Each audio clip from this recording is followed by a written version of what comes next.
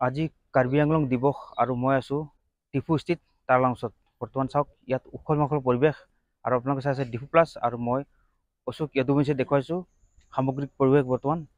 Karbi Anglong day মানে কাৰ্বি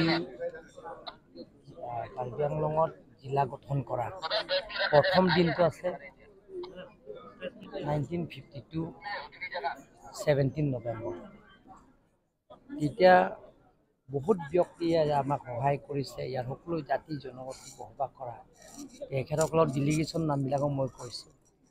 ইয়াত বংগলী সম্প্ৰদায়বিলাকক সহায় কৰিছে, মণ্ডল বুলি কি নাম আছে মই অথনি পাহৰিলোঁ নামটো।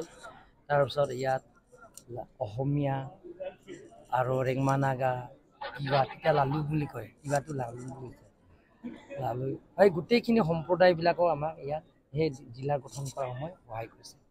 বিশেষকৈ আমাৰ গোপীনাথ বৰদলৈ তেখেতৰ নেতৃত্বতে যে বৰদলৈ কমিশ্যন এটা গঠন কৰা হৈছে, চেয়াৰমেন আছে তেখেতে 22 মে তেখেতে ডিমাপুৰ আহিছে।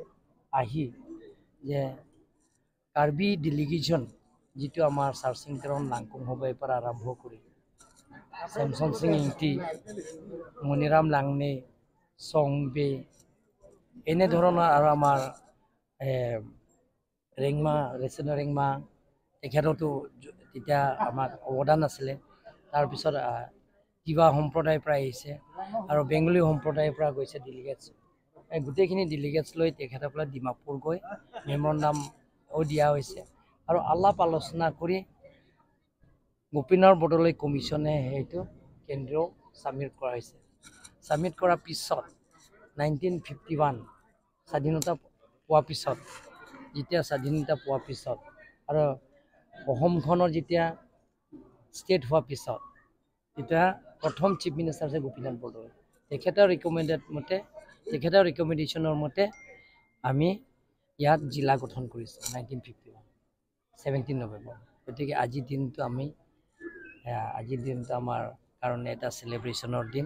গতিকে আমি সকলো জাতি জনগোষ্ঠীত কাৰ্বি আংলঙৰ বসবাস কৰা লগতে যিবিলাকৰ ইয়াত যেতিয়া জিলাত গঠন কৰিব লাগে বুলি জিলাত দাবী কৰা নেতাবিলাকৰ, স্বৰ্গীয় নেতাবিলাকৰ তেখেতসকলক পৰিয়াল কাৰণে আমি কাৰ্বি আংলং অট'নমাছ কাউন্সিলৰ পৰা আমি সন্মান হিচাপে আমি জনাইছোঁ। সেইটোতো নহয়, যিটো নেকি আৰ্টিকল 244 অট'নমাছ ষ্টেটত অসম চৰকাৰৰ পৰা কোনো আপত্তি নাই। গতিকে আমাৰ সন্মানীয় বিধায়কসকলে যে আমাৰ কোকৰাঝাৰ যেতিয়া এছেম্বলি স্পেচিয়েল এছেম্বলি হৈছে তেতিয়া অট'নমাছ ষ্টেটৰ সম্পৰ্কে তাতে আলোচনা কৰাইছে আৰু তেখেতে কৈছে আমিতো অসমৰ বৰ অসম কৰিবৰ কাৰণে বিচাৰিছে, ভাৰতৰ সংবিধান থকা বস্তুহে বিচাৰিছে।